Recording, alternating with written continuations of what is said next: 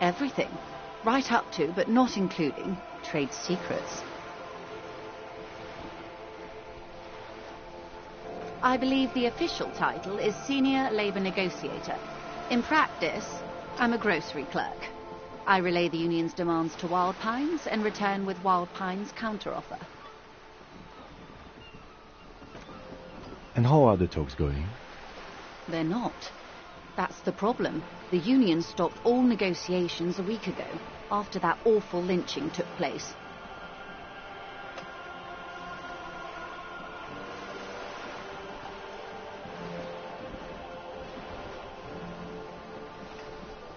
Now they won't even let me into the harbour. There's a 2-metre 20 racist behemoth blocking the gates.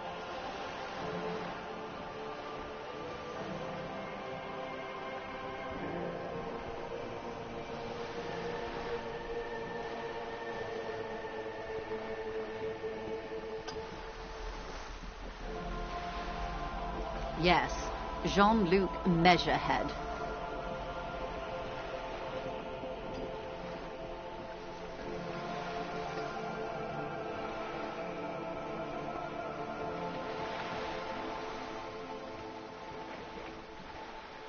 Let's say I was not making the kind of progress I'd hoped for when I first arrived. And when did you first arrive? I arrived 3 weeks ago. Yes, in the middle of February. The bay was still partially frozen then. I prefer to do these things on site, like the RCM. But the strike began in December.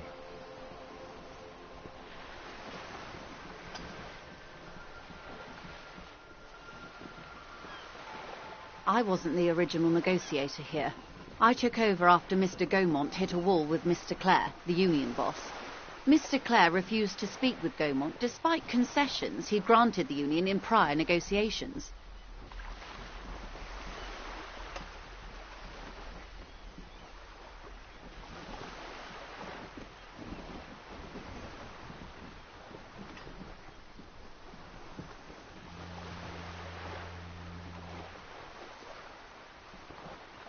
This isn't the first time the union has gone on strike.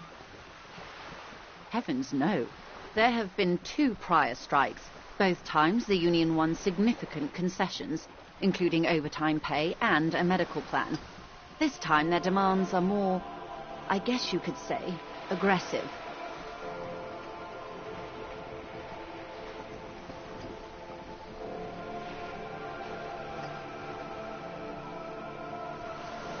Ludicrous even. It's meant. Mr. Clare told him to... how did he put it? Fuck off, midget. Gaumont is short of stature, you see. Keep in mind, this is a negotiator Mr. Clare has worked with before, and who was more than fair with him and the union. There are leaflets everywhere, and banners. What did they say again? Oh, yes. Every worker, a member of the board.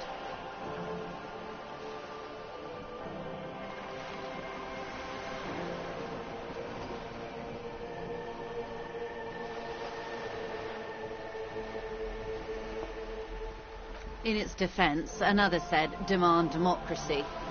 Pretty tame stuff compared to every worker, a member of the board. It's quite simple, you see. Every time the Wild Pines group makes a decision about what, about anything really, it needs the signature of each of the 2,200 workers in its Martinez terminal. Just so you understand, this is but one of 22 terminals owned by Wild Pines. Essentially, not only are they kings of the company, they are also kings of the 72,000 employees of Wild Pines Group. They're having a blast. But how can they afford it? After 4 months, my assumption was they would prefer a more practical solution. I'm not sure. Naturally, I assume that was just their opening position, a hard-nosed tactic with a side of mockery. But there's been no follow-up, just the same nonsensical slogan repeated over and over again. And now, people are getting lynched, I hear. behind the whirling in rags. A disastrous situation if there ever was one. Excuse me, from whom did you hear about this lynching? I first heard it from the bowyer at the gates, the one whose very name advertises his aversion to work. I think he said it was, "Call me mañana." The scabs? You mean the huddled masses of Jamrock, come to plead for work where the Union refuses to? If they were organized by Wild Pines or its affiliates, then it would be a company secret. I could not share it with you.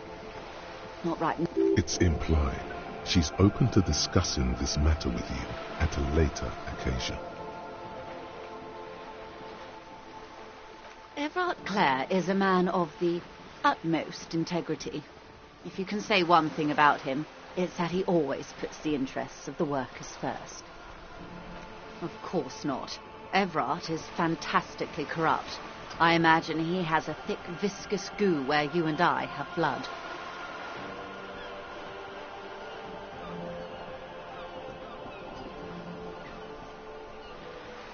He is the most corrupt individual I have ever seen, and I deal with men like him for a living. If there is anyone more venal, more irredeemably nepotistic, then it's his twin brother, Edgar. Yes, Edgar looks exactly like his brother, except for that lazy eye. He also talks exactly like Everard does, and when one's term as foreman is up, the other takes over. It's how they circumvent the term limits, you see, with a funny little switcheroo. While in office, they've embezzled God knows how much of their workers' dues. The Débardeurs Union was once a perfectly normal institution. 20 years ago, anyway. It must not have been easy to establish under the Emergency Act, but they did it. I can respect that. Organised labour at its best, as they say. Then something happened in the local chapter elections.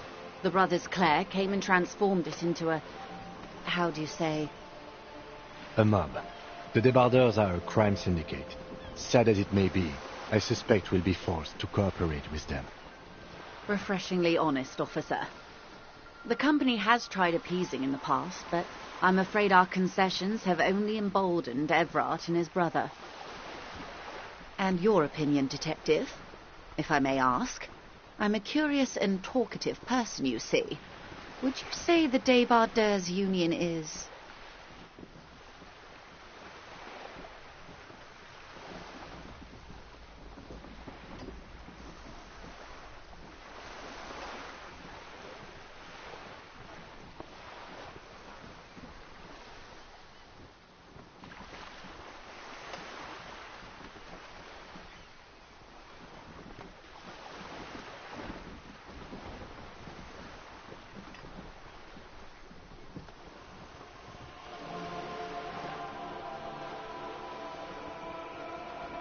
Of course, officer.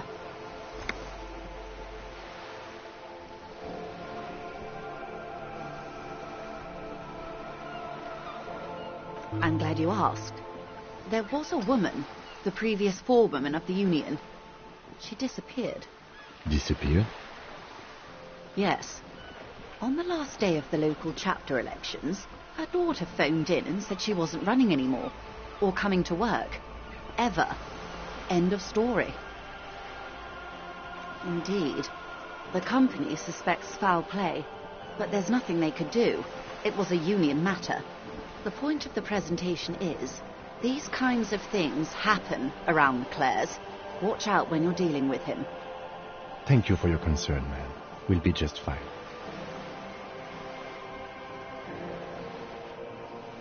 Of course.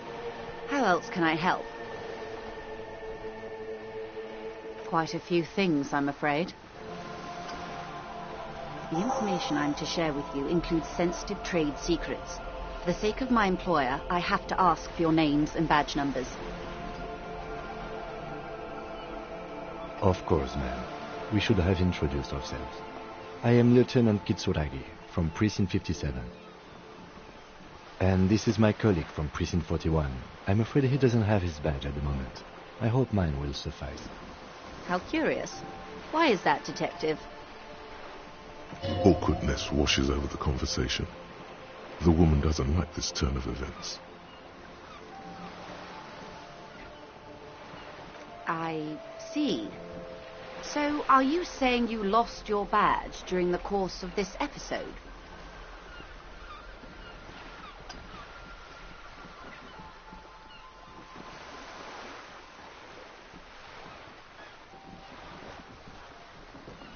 I can't hear you, darling. Speak up, please.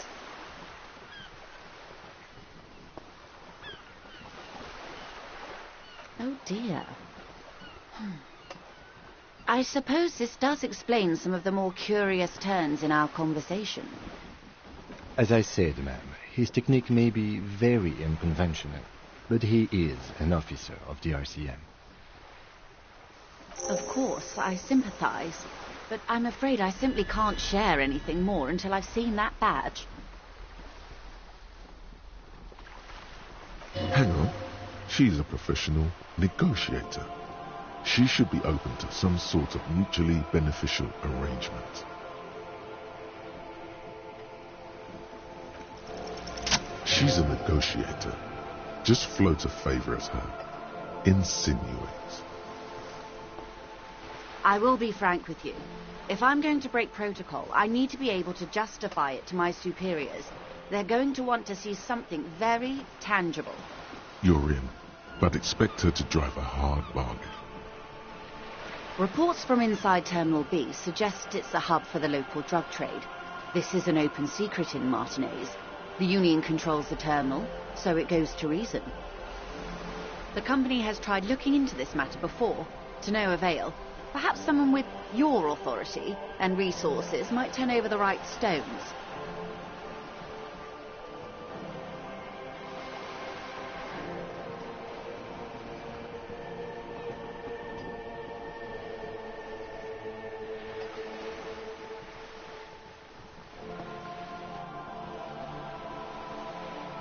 Or you can recover your badge, though if I may be blunt with you, it sounds like that may be a lost cause.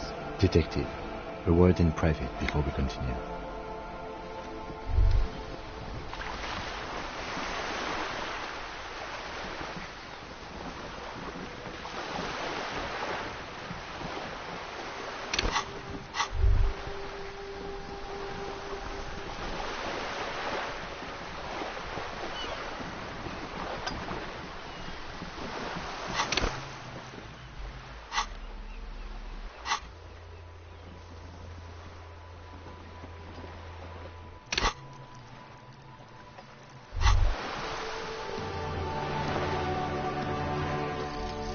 Lonesome, long way home.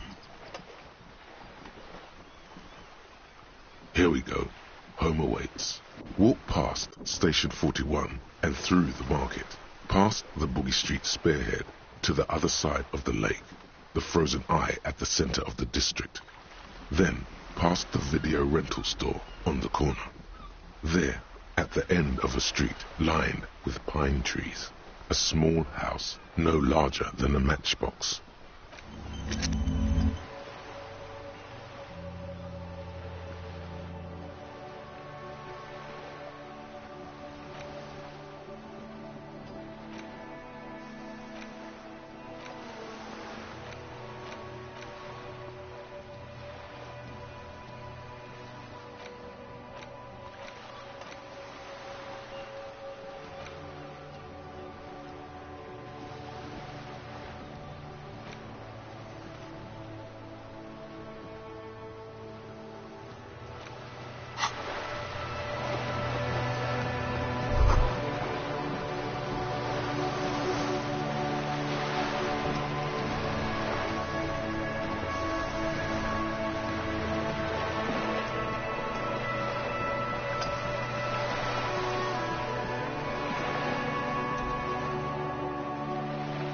We should think about calling it a day, maybe. The nights are still miserably cold this time of year. Let's talk to him anyway. An officer of the RCM shouldn't be sleeping in the streets. We'll figure something out. Though he finds this situation frustrating, he is doing his best to not make you feel any worse than you already...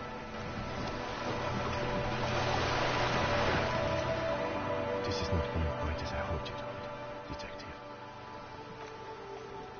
Honestly, I was expecting you to use your unorthodox technique to keep her off balance, and not volunteer us to be her henchman.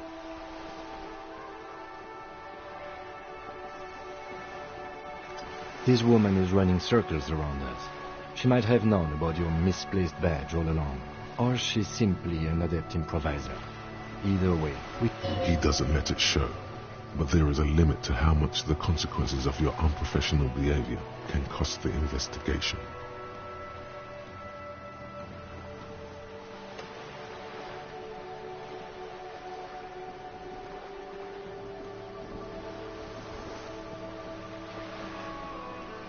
Oh, that would be fantastic, but do we have the time? The world is large and your badge is 8 by 6 centimeters. You could request a new one from the station, but that would literally take months. No, if there is reasonable suspicion, we must investigate. Otherwise, she could claim we are siding with the Union, or that we are on their take. What I propose is, we ask her, then we investigate, briefly, but do not share the outcome of this investigation with her.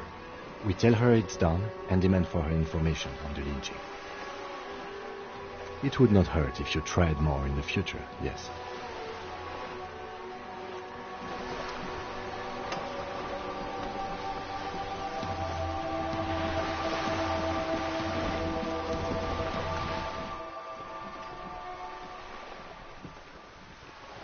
You're back. Good. What can I help you with? It's quite straightforward. Someone is using Terminal B to smuggle raw ingredients from the Samar and Isola into Revachol with the Union's blessing. While... Ingredients for what, ma'am? Meth and dextroamphetamine, GBL and various synthetic psychedelics. Honestly, it might be quicker to say what you can't make from the stuff. Yes. After they clear the terminal, we lose track. The actual production is taking place at various sites in and around Jamrock. Wildpine seems to be well apprised of the local drug trade, ma'am. Do you mean to say the Union also produces the product? Sells drugs, I mean? We're in logistics. It's our business to know. And no. As far as the company knows, the Union does not produce it. They transport the ingredients for a cut. Yes, but you won't get anything out of Evrat and the Dock Workers Union. Still, every chain has its weak link.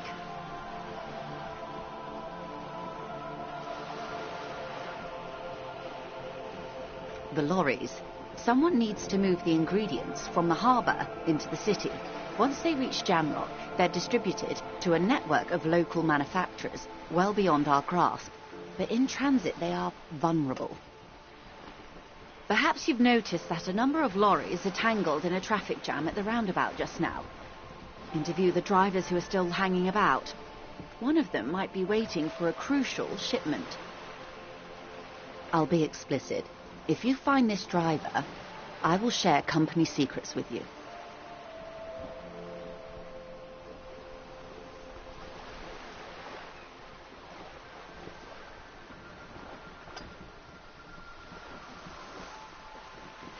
No. We asked East Motor Track to raise the drawbridge. The road company is a partner of one of our subsidiaries. However, this is a limited time opportunity.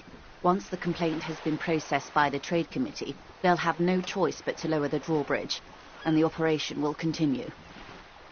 Thousands of litres of raw ingredients will pour onto the streets of Revachol. Not the east across the river, but the west. The vulnerable, the weary. Well, at least this solves one mystery. What is that, Lieutenant? Why I had to call East Motor Track and beg them to open a drawbridge for me.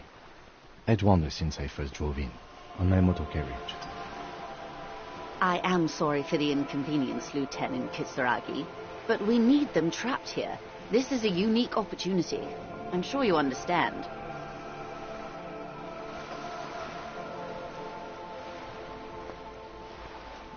We did, on more than one occasion. Apparently, there's some sort of inter-precinct disagreement about whose jurisdiction this area falls under. We know the company has launched its own probe into the union's alleged involvement. We also know it's come up empty. It's not just the RCN. No one's been able to find any hard evidence.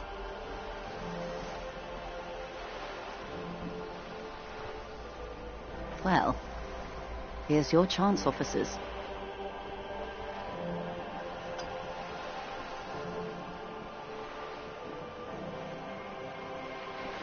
How do you think they're financing this strike?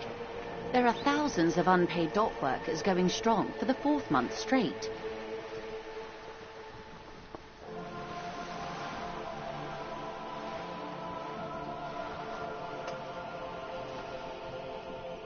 There was a shakedown of local businesses preceding the strike. Many were squeezed to bankruptcy to fund it.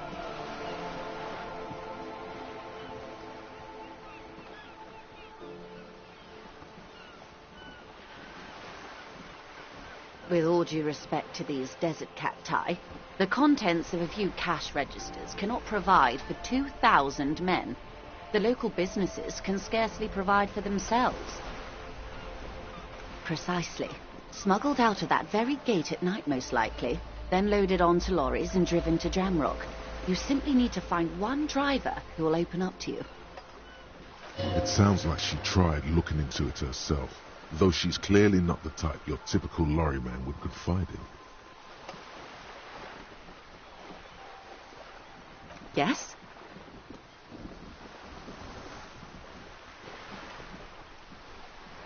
Excellent. According to my reports, there are at least 3 lorry drivers lingering near the roundabout. Hopefully one of them will know something. It may come to nothing, or it may just blow the case wide open. I can keep the drawbridge up for a few more days at least. You should have the time you need. In the meantime, let me know if there's any other way I may be of assistance.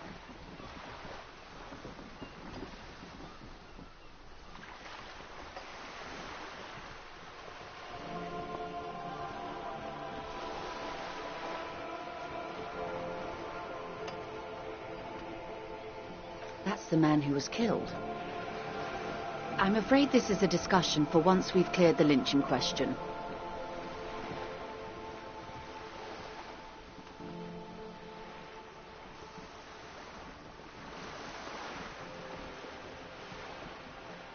Better not tie the forestay to the backstay on this. I hope there is something else I can help you with. She wants to answer the question. Protocol keeps her from it.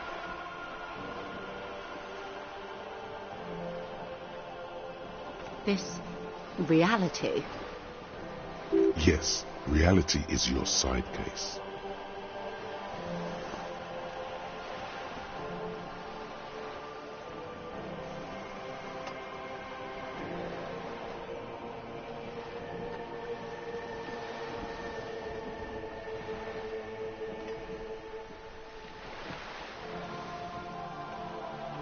An experimental side case.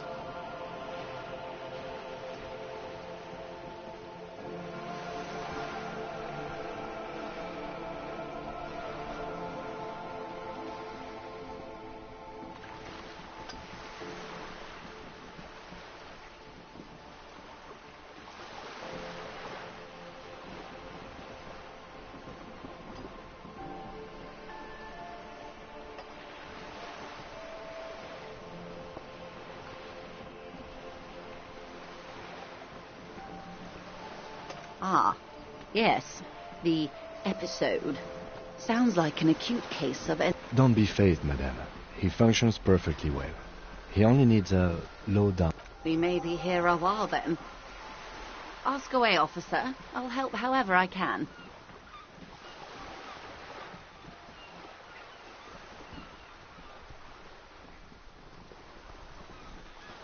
All right, we're in. I know these all look good, but begin with the first, okay?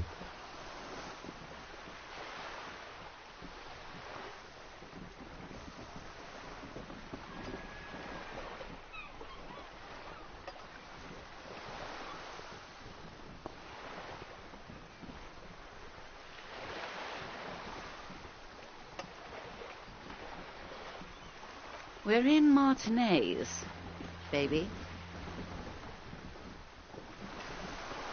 Martinez is a district of Revachol.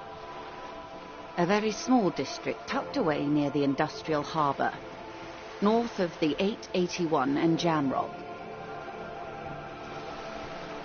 You would be excused for not knowing about it. Unimportant, they say.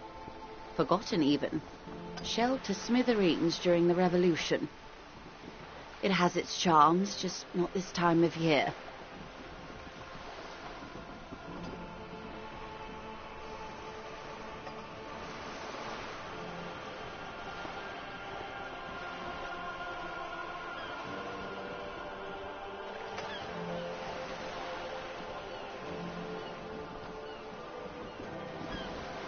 I'm not a good ambassador. I've only been here once before, as a teenager. Not a lot has changed. There are ruins, a terminal, fishing boats, reeds, boys with boxy shoulders.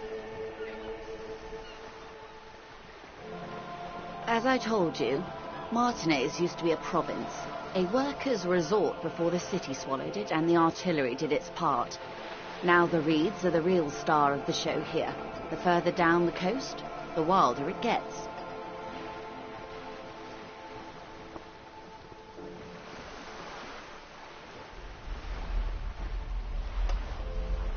It's not really a sea, it's the Bay of Revachol.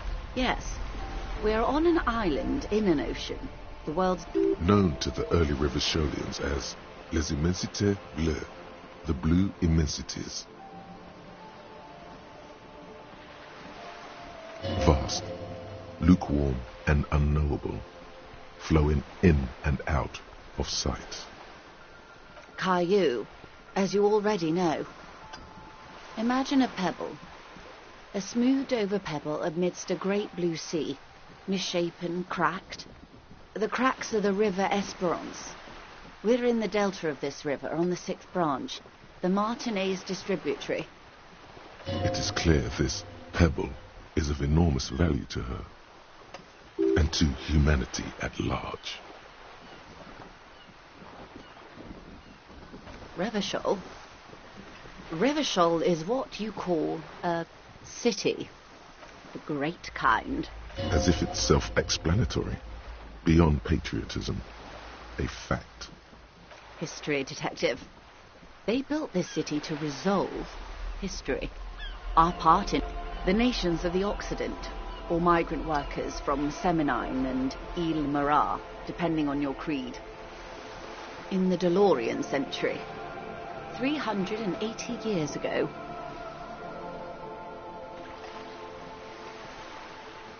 They say it's where the terrible questions of our time will be answered.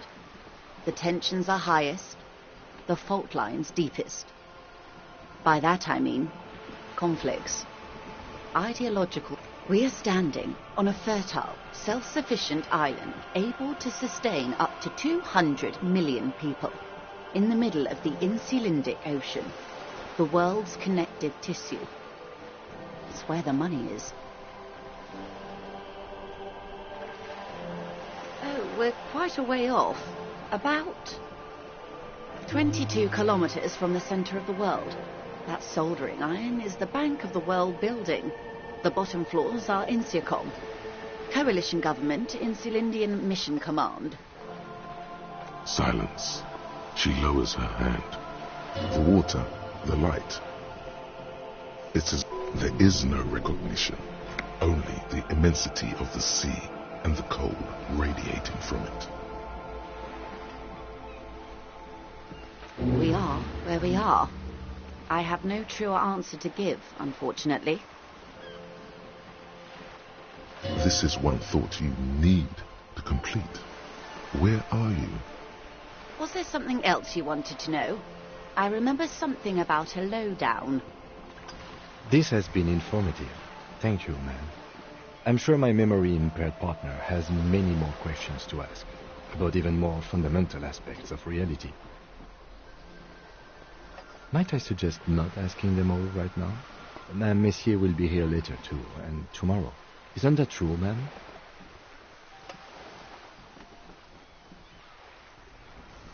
Absolutely. My commitment here is long-term.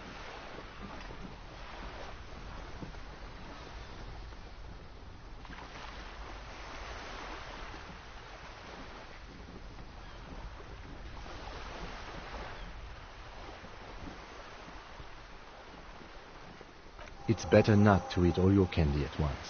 Indeed. I'm always at your service.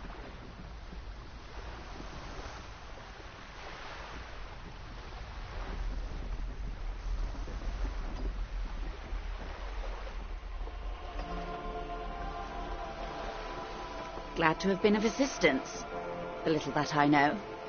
Anything else? Is what you want to say. But look at that lady. Take a gander. Squint your eyes.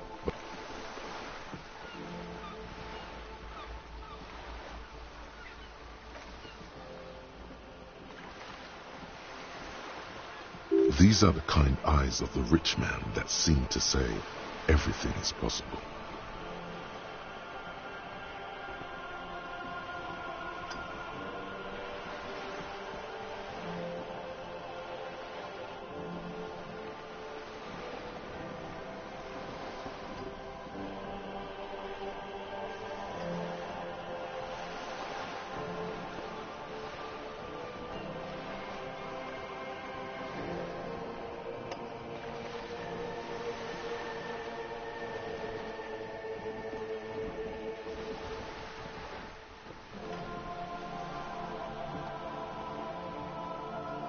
Now look at you, you misery-clad simian, barely able to tie your own laces.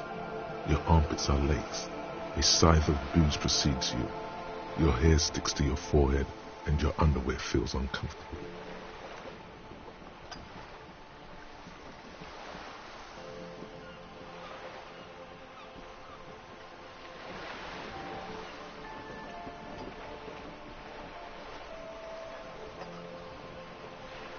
Shame? You haven't really been in the presence of gentlefolk either, have you? What shame is there to be felt in front of these dock workers, cops, and hotel clerks? But As I was saying, if there's any way I may be of assistance, please don't hesitate to ask.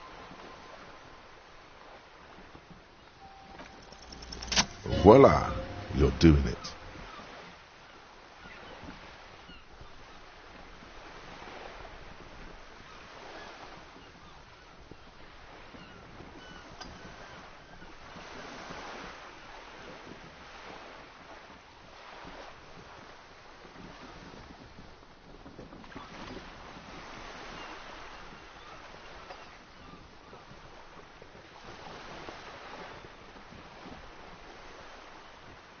Of course.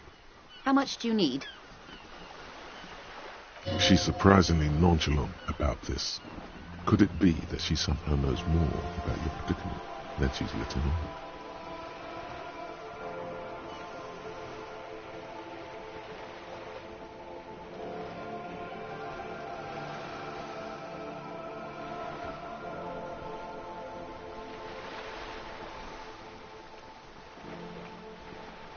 That's a reasonable sum. Not too small, not fantastically large.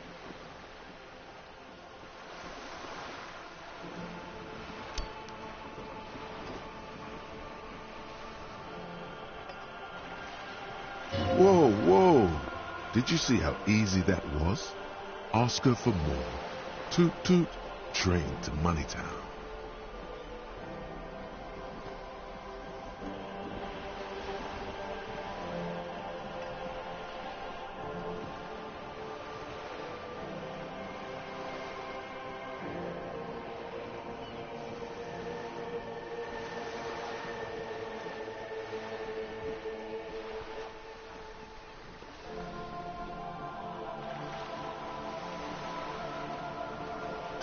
This may seem like odd behavior for a police officer, man, but it's a perfectly common side effect, unusual medical episode.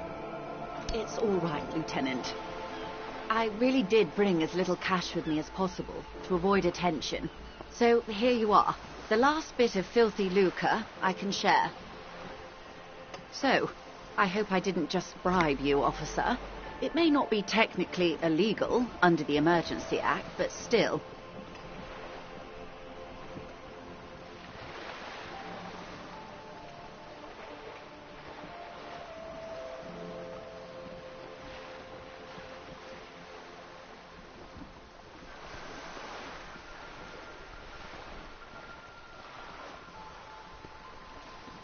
You're right, man, that donations are permitted under the Emergency Act, unseemly as it may be, as long as they are properly logged with the precinct. Which he most certainly will do. Now, how else can I help the RCM today, besides supplementing its salaries? More lessons in basic reality? My favourite part of the day. These are unimportant times, Detective. You and I were born after the dust had settled. 1,000th of a second too late.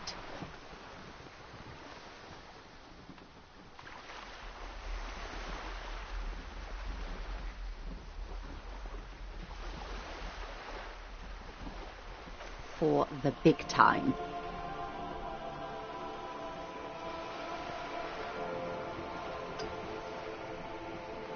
The revolution. It's quite easy.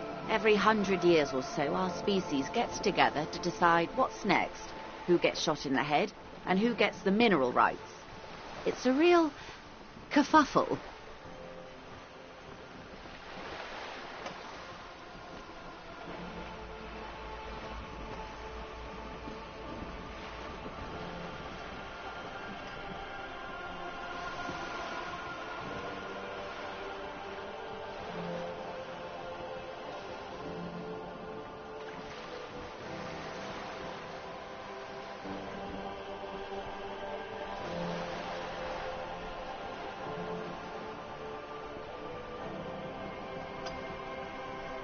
Why, of course. We're talking Duke out Central. No, I would say the apes were neutral.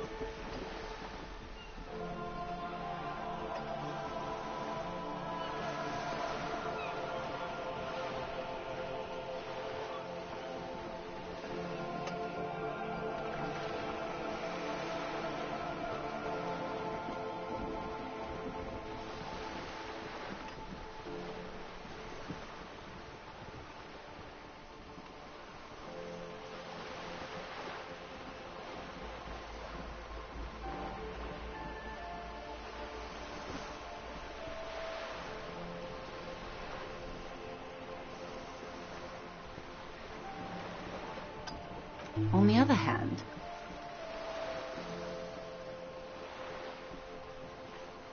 those would be the communists. Generally speaking, 40 million people got shot in the head during the World Revolution. But the communists, they all got shot in the head. She's not gloating. It's a relieved celebration. Oh, and the anarchists too. They shot them well. So well, did they ever? Before they got shot themselves, they shot 2 million people.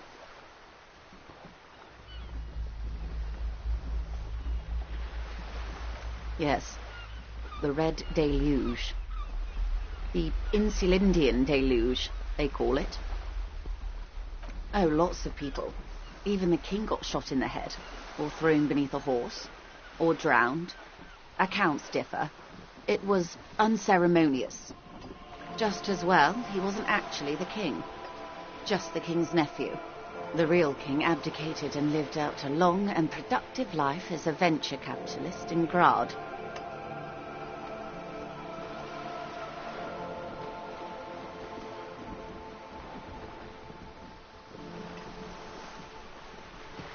I prefer the term risk-averse. King Guillaume was nobody's fool. He could smell a PR disaster brewing. So he got out alive, and his nephew Fricelle got shot in his place. Him and tens of thousands of his wonderfully fascist kingsmen. It was a wild time. The liberals got the mineral rights. And by mineral rights, I mean everything.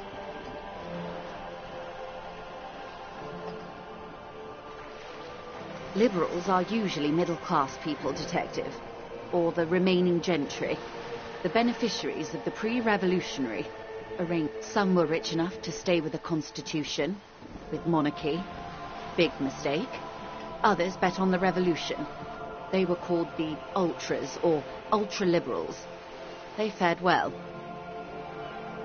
They didn't win so much as survive. We were the last ones standing when the war ended. Everyone else got shot in the head, remember? We. She's one of them. Of course.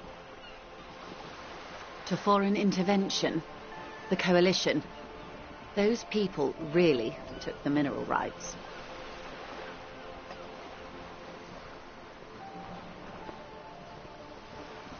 The liberals took everything that wasn't nailed to the ground. The coalition took the ground. The ocean, the laws, and the people. The coalition of nations. Grad, Mesk, Vesper, Messina, Oranje, and Sur-le-Clay, the armed center of the world. They landed here and ended the revolution. It was the moralist thing to do. There is bitterness in her voice, tempered with understanding. She is critical, but ultimately understands the cause. The moralists believe in keeping everything exactly the way it is. They believe in mineral rights, and not shooting people in the head. At least not in the same manner and volume as the others do. They are the long-standing provisional rulers of Revachol now, the coalition government. This is their zone of control. They embolden the RCM with crumbs of the same law they took. Technically speaking, you are a moralist. The color of moralism is blue. The official motto of Moral Intern, or Moralist International, is a blue forget-me-not, a piece of grey sky. Unofficial. For a moment, there was hope.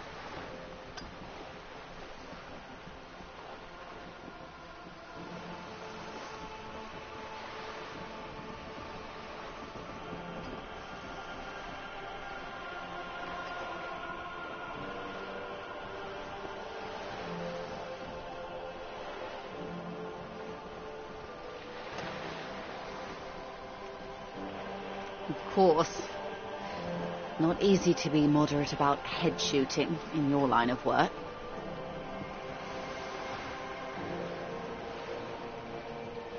The turn of the century revolution? Don't answer it. It's a trick question. The revolution began in 02 on the Grad Isla, though by the end nearly the whole world had gotten involved. It wasn't a who, but a what. A pandemic of Zarat, a particularly virulent prion disease, which the authorities in Grad proved unable to contain. Then Mazov came along and overthrew the government.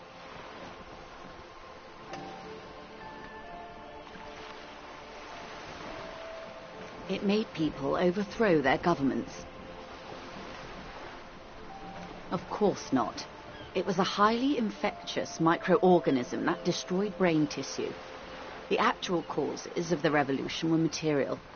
The pandemic only provided the spark. From Revachol and Grad? Not far. The world managed to cauterize itself. Mazov's government was overthrown in 08, and the coalition crushed the Revachol commune 2 years later. It was the end. Why? You and I, officer. Our lives in the zone of control. Something tells you her life and yours are not that similar. Maybe it's because she has a boat and you have that necktie? A pair of pants?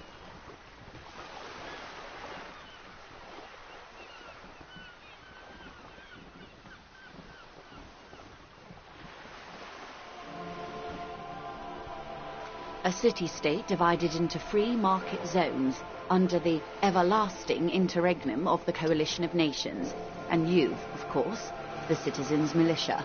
The clatter of typewriter keys fills the main hall of the reappropriated silk mill. Precinct 41. Chad Tilbrook presses enter. Outside, Officer Elfboy Williams slams the door of an armored motor carriage. The Zone of Control is the third incarnation of Revachol, after the failure of the Suzerain and the Commune. Modernity. They developed the marvels of the inter-eastlery communication, telematic milieus, radiation, coloured plastics. Meanwhile, in Revachol West, the aftermath continues for the 5th decade. 43 years. Hard to fathom, I know.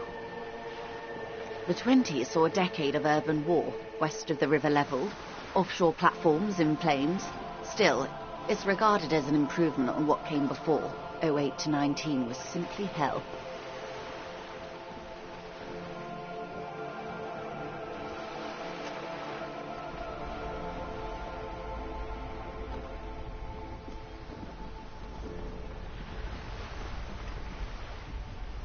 The 30s? Things settled down in the 30s.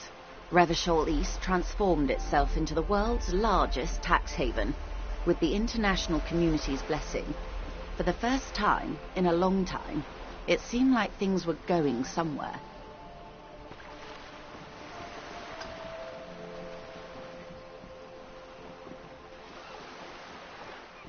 Yes, and quantitative easing. It was a market mirage, unfortunately. The 40s dispelled it. An Isla-wide hangover, you might say.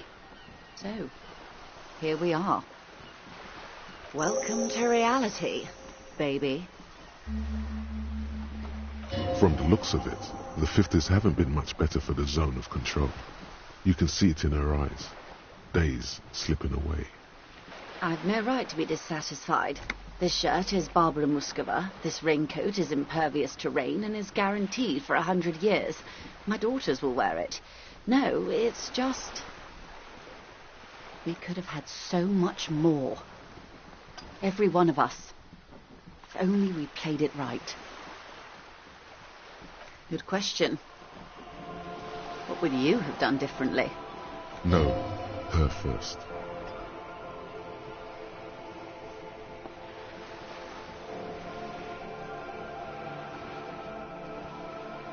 And I asked you, past-less detective of the Citizens Militia, what insight has acute encephalopathy given to you? And I asked you, past-less detective of the Citizens Militia, what insight has acute encephalopathy given to you? So a quarter of humanity simply lost their minds. And how would you stop a prion, a complex folding protein, unlife, with a technology 50 years ago?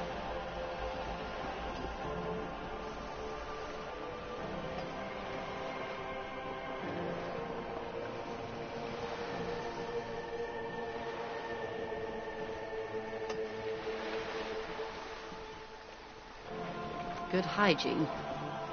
Really. A very moderate solution to an extreme problem. It's those sort of half measures that doomed the authorities in Grad. When they failed to step up, Marzov and his party stepped in.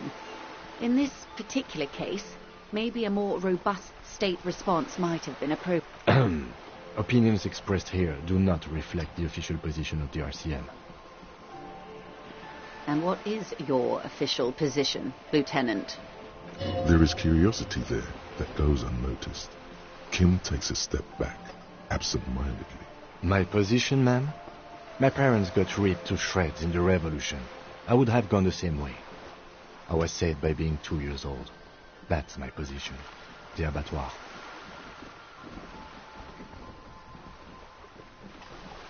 Understandable.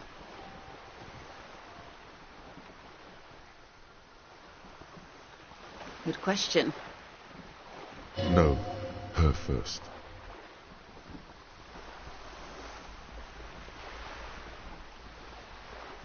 And you would have died, most likely. Not far from here. Maybe even right here, during the beachhead, defending the coast the day the Coalition took the city.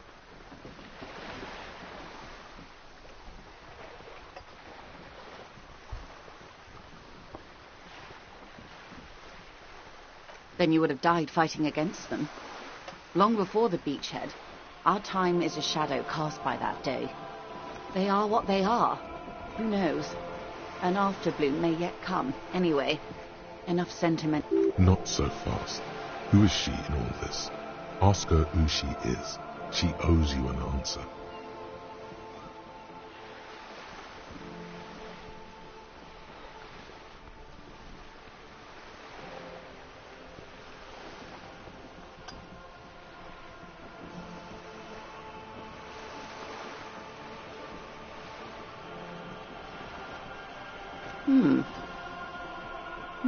She won't maneuver her way out of this one.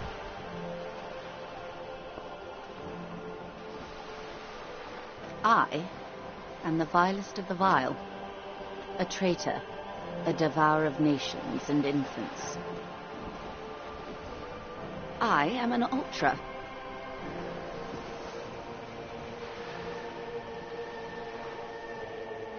An ultra-liberal. It's a type of liberal. From the revolution. It's, not the moderate kind.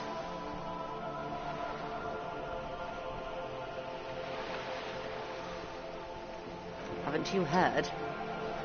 I am a nether creature of the Forbidden Swamp. One of those who pushed the king under a shit wagon and betrayed the revolution. I can see you thought I'd gone extinct. No sane person identifies as an ultra-liberal anymore. Not in broad daylight. You're a centrist at heart. A real moralist. Tell me, now that I've uncoiled myself, do you find me frightening? In her green eyes you see a mixture of truth and self-satire. Decades of guilt and pride. Forgive her. But only because you like pearlescent teeth and those light green eyes.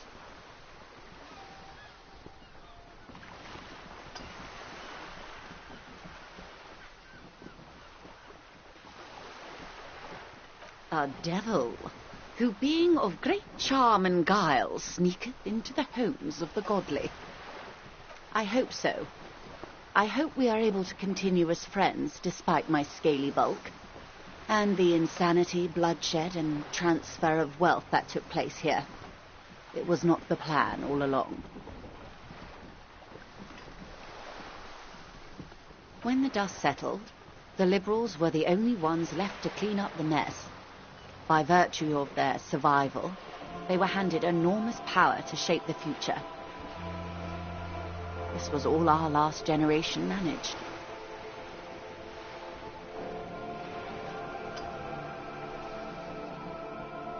With due respect to our overlords, the eternal caretaker government that keeps Martinez a monument to the efficacy of its artillery,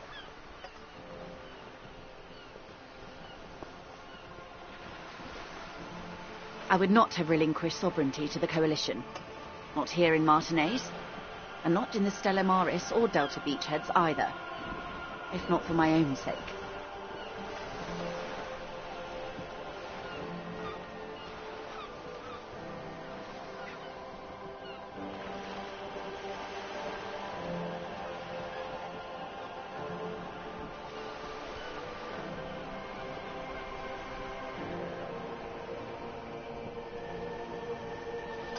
Then for my daughters, we had an obligation to defend our sovereignty. We should have burned the whole Isla down rather than let them have it.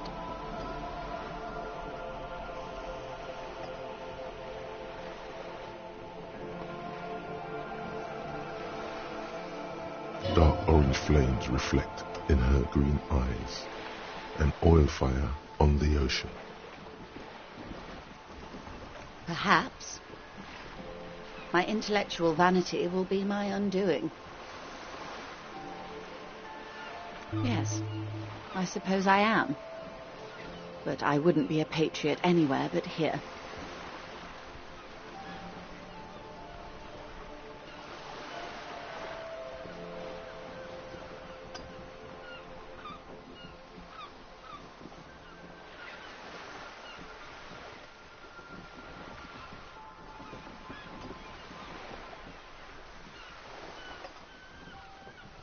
Seditious talk, man. Yes. Whatever else I am, I'm also a mother and a wife. Now, shall we return to reality? It's a neurological disorder caused by a lack of vitamin B in the brain. Symptoms include a retrograde amnesia. It's quite serious. You should get yourself checked out. She conveys it in short, cold bursts, trying not to invest too deeply in the condition of this doomed detective. In case he goes down later, souring the entire portfolio.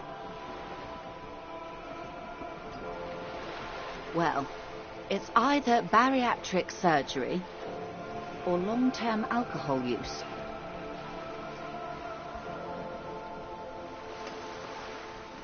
She nods slowly.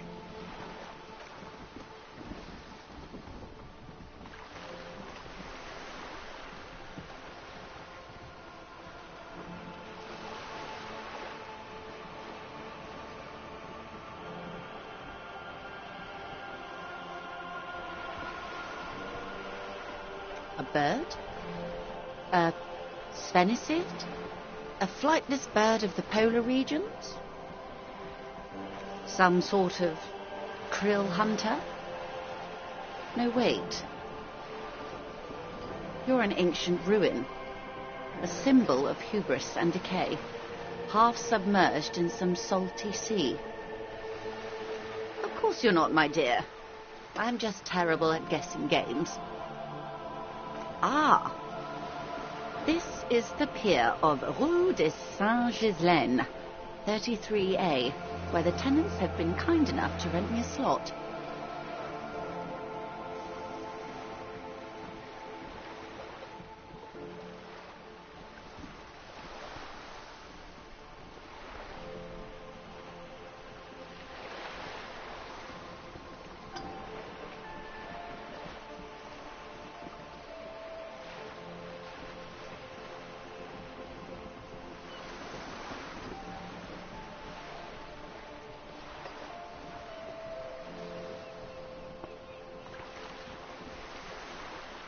Or two. A pre-revolutionary tenement. Old buildings are called tenements, you see. And new buildings, bâtiments. After les bâtiments nouveaux. But 33A and 33B are not nouveaux. They're old.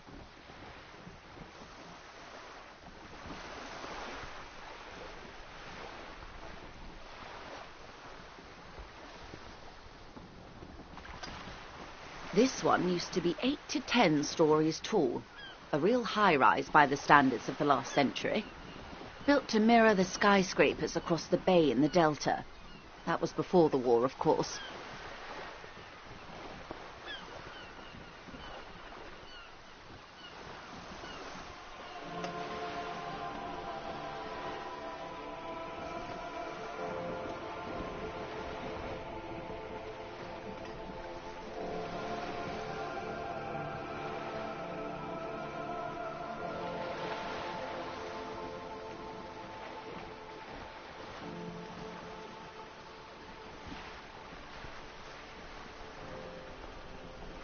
Mostly the urban middle class, I believe. This was once primo real estate, before the cannons lopped 4 or 5 stories off.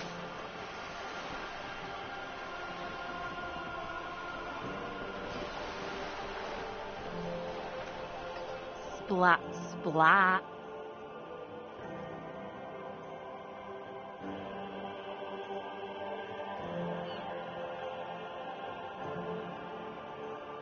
Wonderful.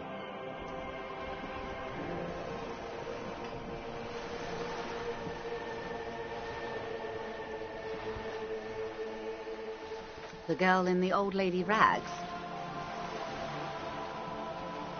Looks like a sullen and rebellious member of a teen infraculture. Yes, you and I belong to the supraculture. We're common, the herd. The music on the radio, the food in the chain restaurant, those are all too popular for the girl in the old lady rags.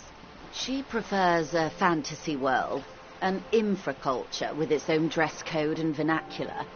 It is an illusion, I'm afraid. There is no refuge from the supraculture. Young people who dye their hair funny colours and wear old people's clothes are stupid, and their little rebellion is self-defeating. All right. What next? Suddenly, you're not so sure you're part of the supraculture.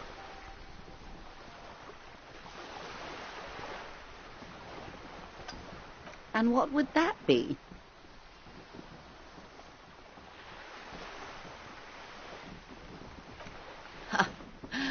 I can see that, yes. I dabbled in those dark arts myself, not so long ago. I assure you, it was a thoroughly supracultural phenomenon. All permeating. Downright mandatory. Nothing infra about disco, baby. Those days are long behind me. And even in the early 30s, I would say I was more of a new girl. Disco was a minor, but still enjoyable facet of the whole thing for me. The new, a cultural era, and the name of the decade it ravished, the 30s. It came out of post-revolutionary Revachol. It was ultra-liberal. It involved lots of partying, as you might imagine, and champagne-coloured everything. By the looks of it, that would have been when you came of age. Now,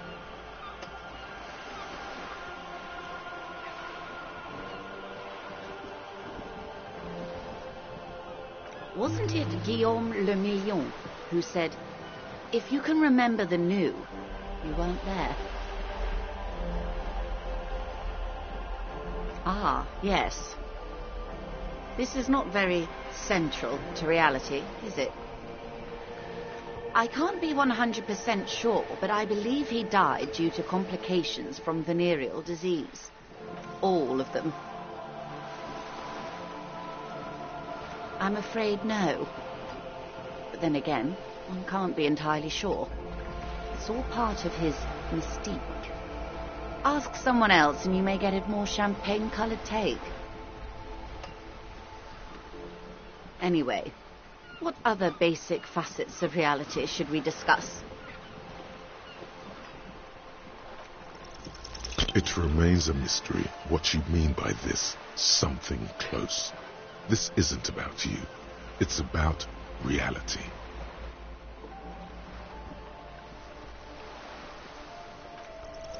A strange coldness comes over you as you look at the world. The waves sway the sloop slowly. That's all. It's on the tip of your tongue, a doubt of sorts, already in your head. But it's not fully formed yet. You have to wait and return to this later, once the jamais vu thought is complete.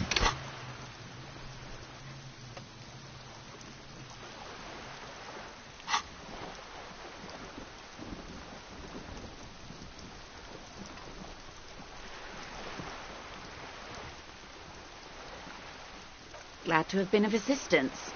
The little that I know. Anything else?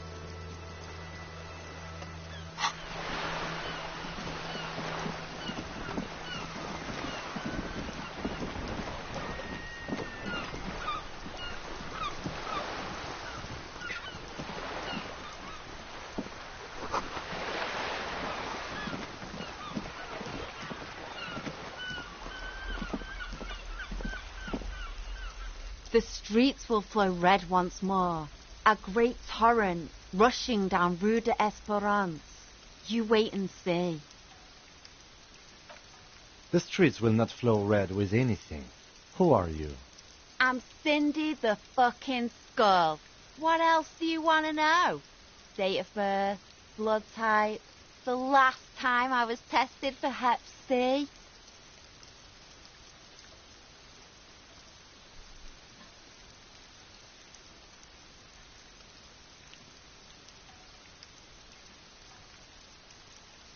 Had a battery of tests just last week. I'm practically a patchwork of interesting critters. Kinda like a man-o'-war. She's grown frustrated with her work and welcomes the opportunity to challenge authority in other ways. Can't you tell? I'm painting a beautiful mural, an aereo graffitio visible from low orbit.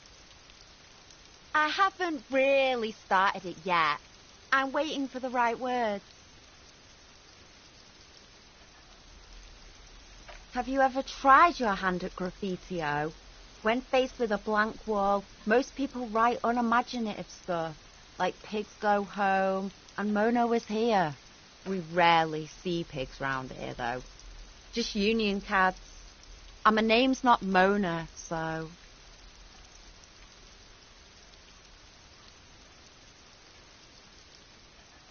She wants it to be something true and total.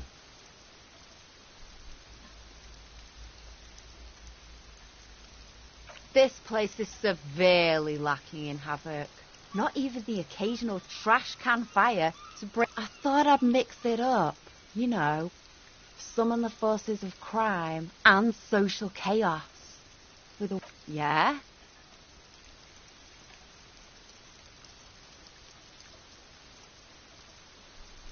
Thanks. I'm sure the inspiration will come to me now that I have an official RCM stamp of approval. She means the opposite. You've lessened her desire to deface the building.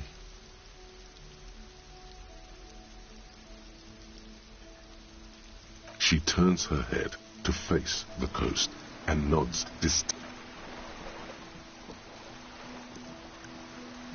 The woman on the boat does not notice her staring. On a first-name basis with her, are we? Piggy's moving up in the world. Have you got a crush on her? Aching for an opportunity to defend her honour? I ain't no snitch, Pigstein. Go forth and forage in someone else's shit. No shortage of squealers in these parts.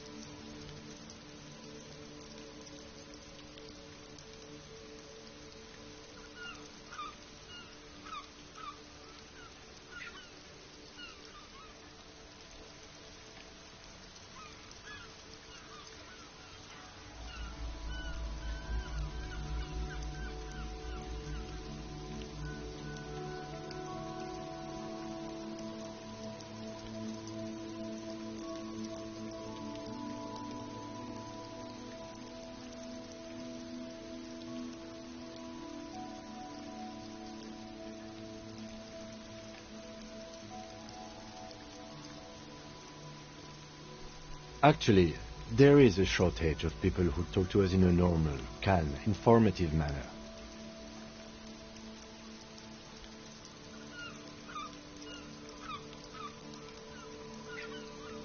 We weren't put on this earth to make your life pleasant, fucko. Watch your back, ungulate. You've got eyes on you.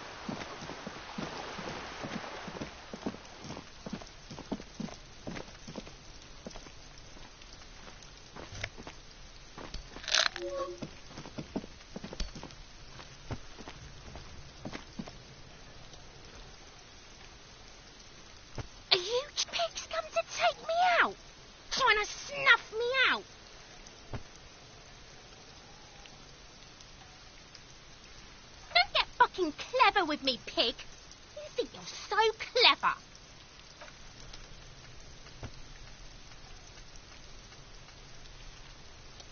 Trying to sneak up on me again?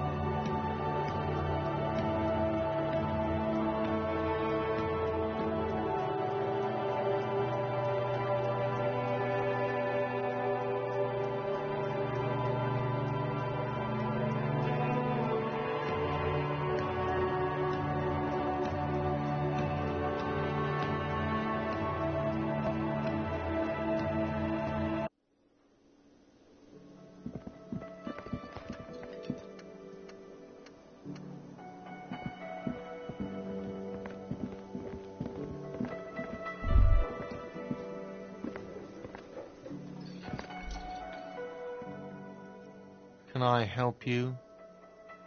Yes, have you got it?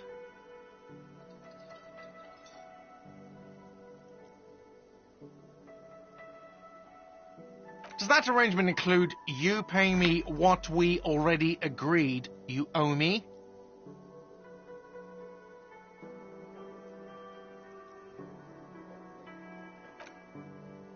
I understand your predicament as the manager. However, I feel I must remind you that we are here to conduct an important investigation that also affects your business. Forgive me for saying this, but your colleague seems more committed to drinking, and I mean no offense. It's really nothing personal. I just have to protect the interests of this establishment. Good luck trying to use it.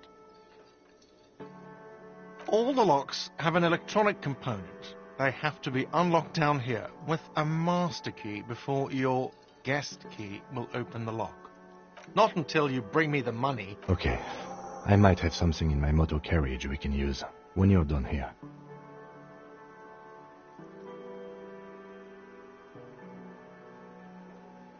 I really didn't want to resort to this. The man is thinking. Oh, Lieutenant, we're done here.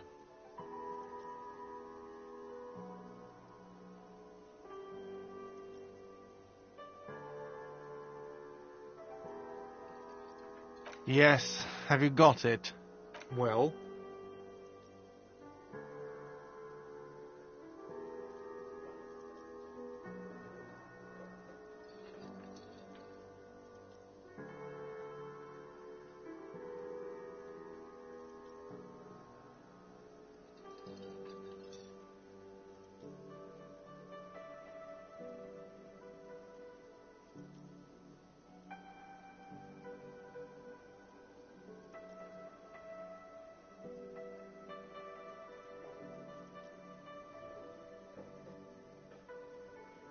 Great. Thank you, officer. That's all I wanted. Payment for services rendered. If you continue to stay here, I just ask that you please pay your nightly bill in advance starting tomorrow.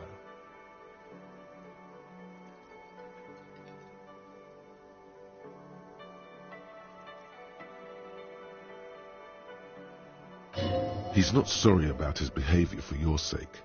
Now that you have money, he really wants to make sure you're not angry with him. The electronic lock to your room has been disabled till 9 p.m. tomorrow. Please pay for each night in advance starting tomorrow. 20 real per night. I'll take a room here too. Of course. Always happy to have officers from the RCM as guests. Anything else I can do for you?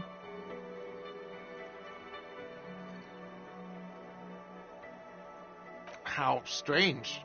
I certainly didn't put them there. Yes. Another thing.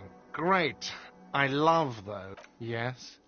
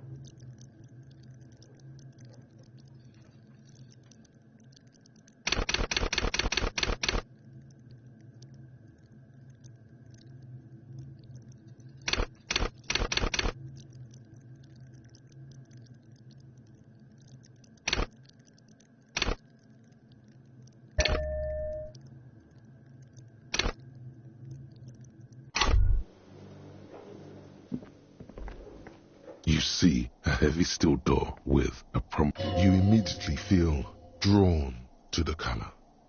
Blue is for mystery.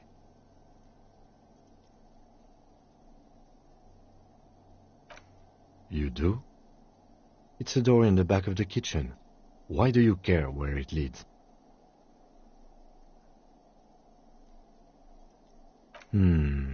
Yes. I suppose it's worth seeing if we can get in. Just to be thorough. As a side investigation.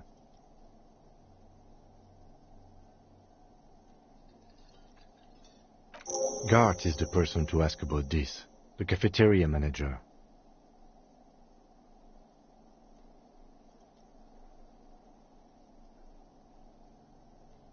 The cobalt blue surface feels rough to touch. The stainless steel door is flush with its frame. The door does not budge.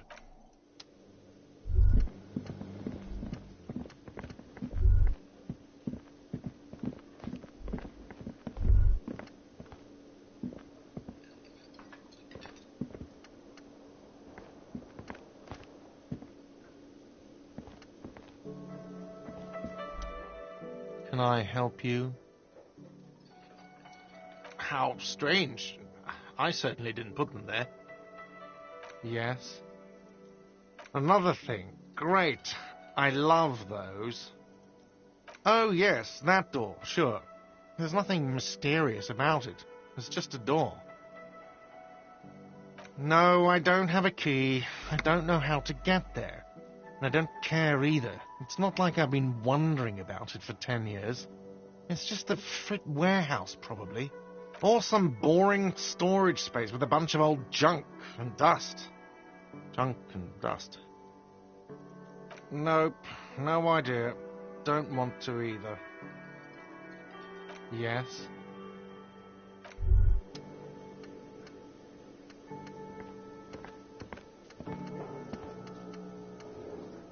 You should totally sing karaoke here, the first chance you get. Your emotions need to be expressed. People need to know your vast, oceanic soul. Utterly. And it needs to be heard through a PA system by other people.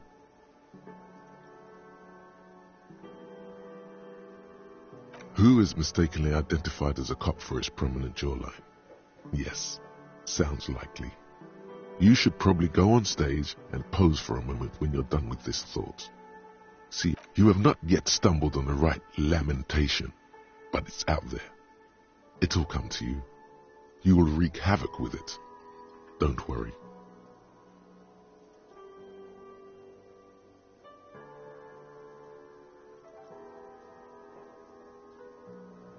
Serves them right.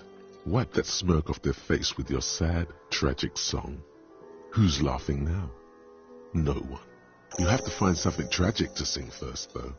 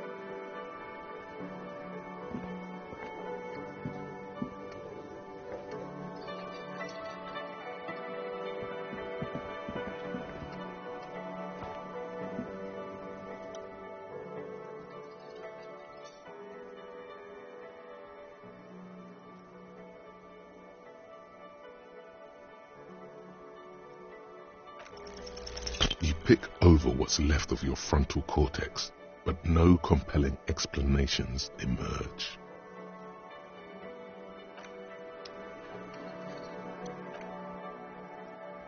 What do you want? Good.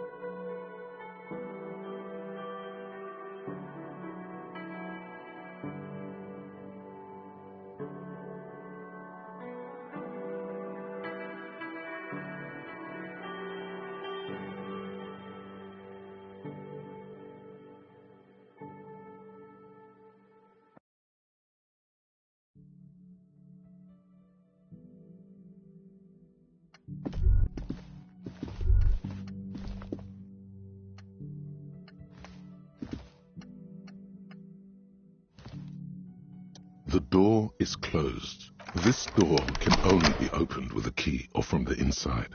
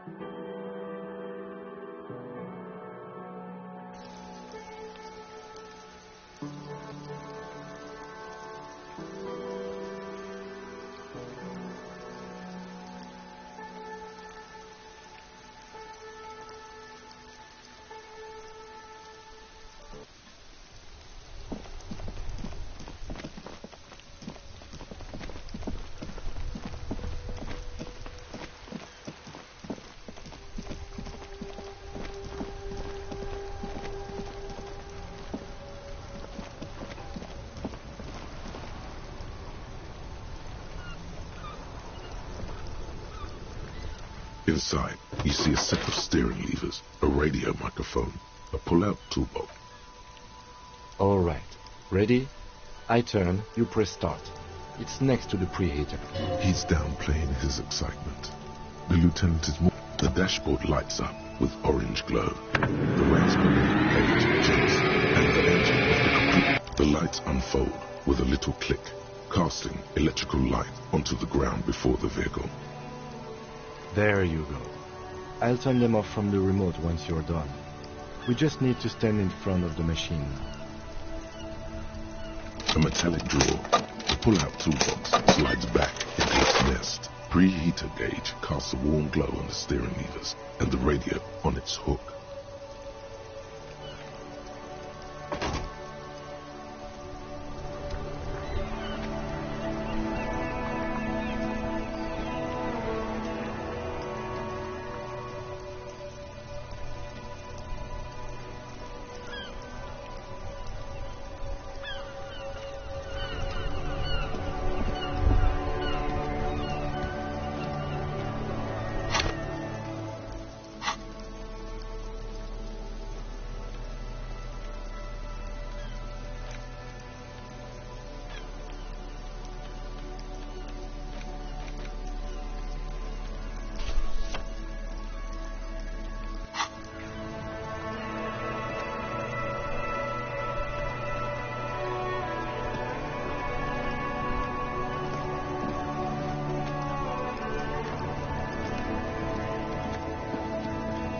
Inside, you see a set of steering levers, a radio microphone, a pull-out.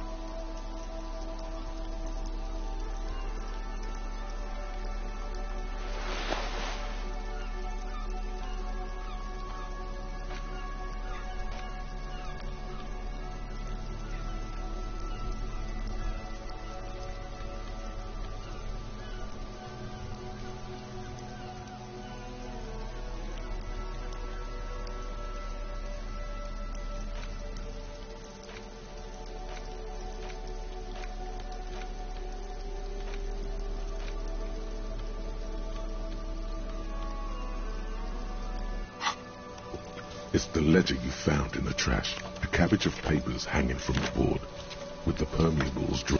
In the back, you see thin, translucent copy of paper. Some, then ripped.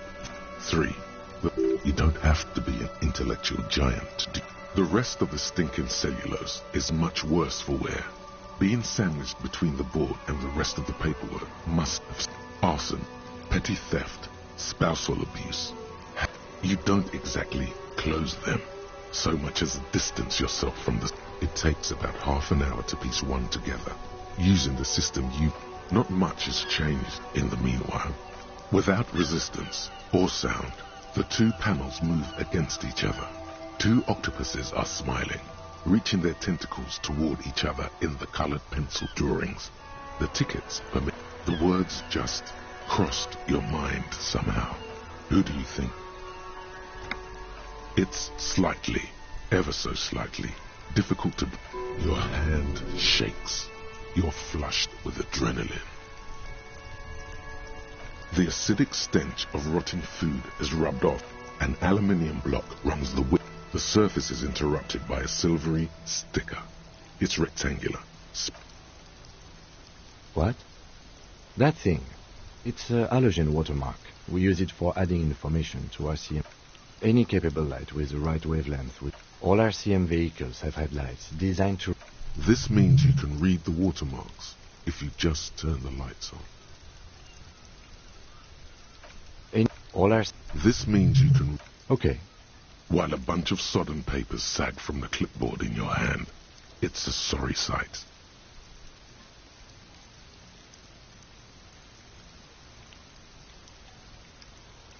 It's made of dark blue plastic, hard enough to beat someone. With your hands, you 4-sized pages hang from the clip, screwed to the top of the board. An aluminium block runs the width of the board. The surface is interrupted by a silver... What? That thing. Okay. While a bunch of sodden papers sag from the clipboard.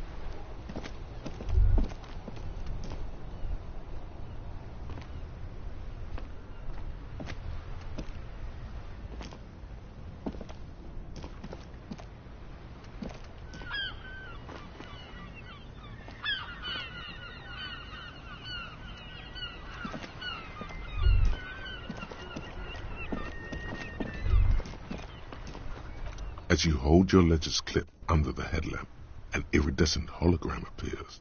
A street grid and the veins of a great river. A familiar sensation washes over you. There she is. Revachol West. Around the borders of the watermark are dozens, no, hundreds of micro-perforations. The rectangular watermark is overlaid with the logo of the RCM, and yet the major arteries of Revachol are all recognizable. They shimmer. A rat brazenly darts past you and disappears amongst the stopped lorries. In the distance, a child somewhere shrieks. A woman reprimands her in a voice no quieter than the child's cry.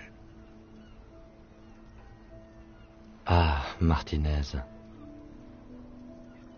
Let me see. Right here.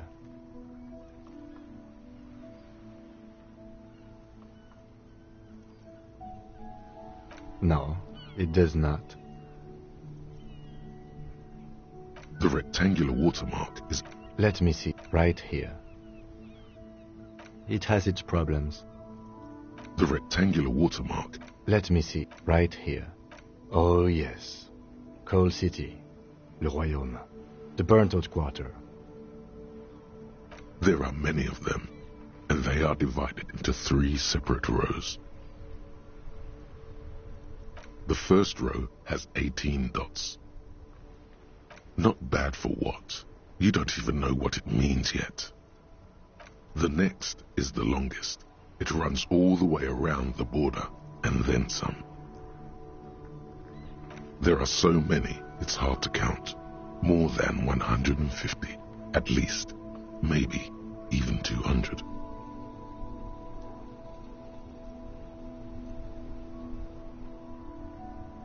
The last row has 3 perforations.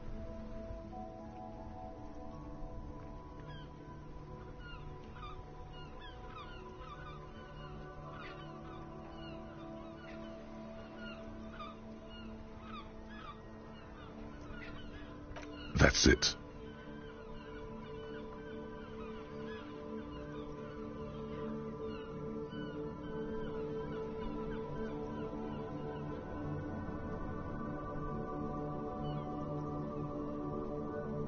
Those are perforations.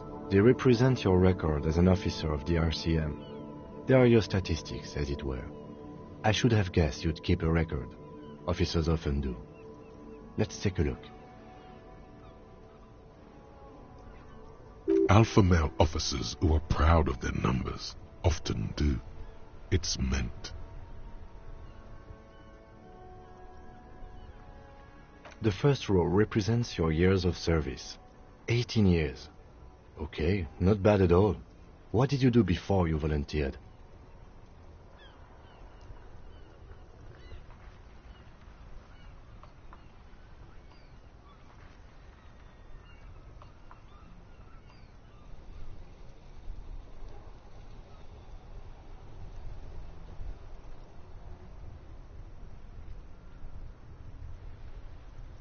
Yes, that does seem quite likely. Your youth coincided with some heady days for Revachol. But let's move on, shall we? This next row, the one that wraps all the way around, is your number of closed cases. Closed is good. It means finished. You've got, let's see...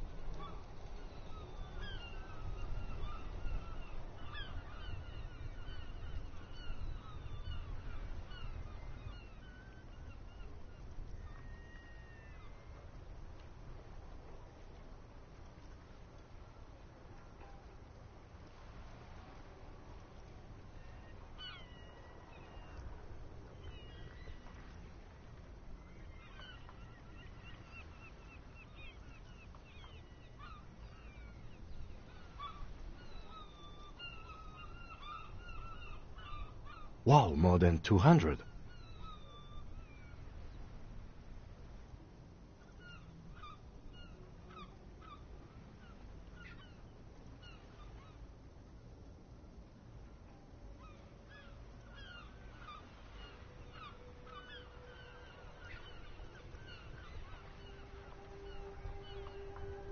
It's quite a lot, even for someone who's been on the force for nearly 2 decades.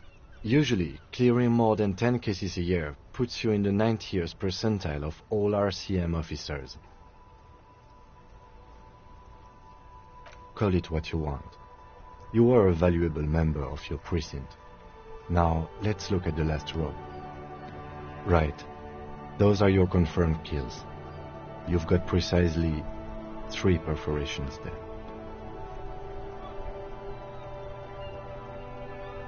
For an RCM officer, especially Precinct 41, which is in the Jamrock quarter. It's rather tame. I mean that in a good way. There are certain officers who treat their kills like some kind of ghoulish game. If they do happen to solve a case, it's usually by accident. But it seems as though you are, or at least were, one of the good ones. So we have that to be thankful for. He's sincerely glad you're not a scary predator. Not to say relieved you're competent. Yes. It's not a problem for him to state it, however. Everyone has their own method of coping. Some more effective or self-destructive than others.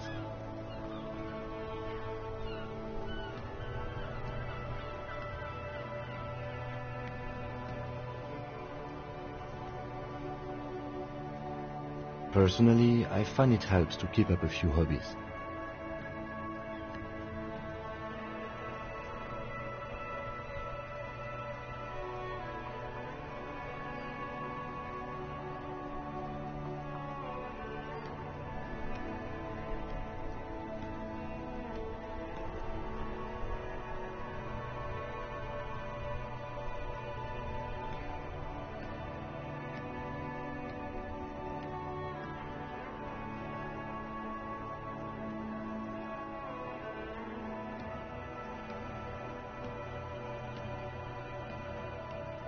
Oh, this and that. Let's not get into it now.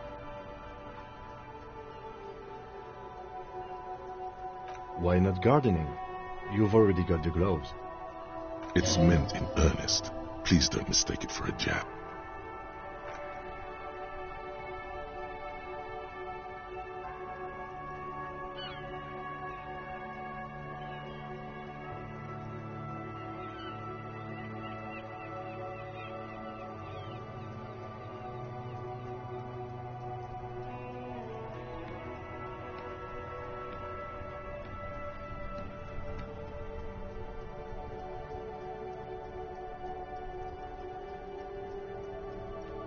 Right. I'll go turn off the lights.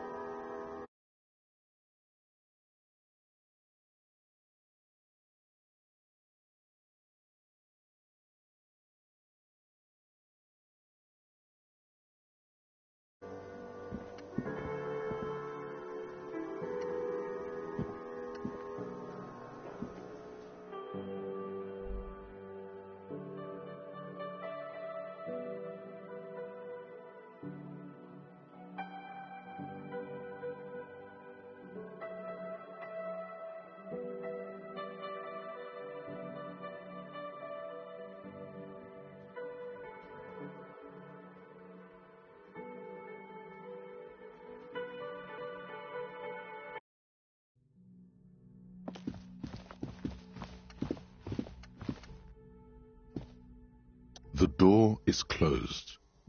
Still, he doesn't like where this is going. You slam your fist into the vinyl. It does not produce a hole. The door sits sturdily. Stop that.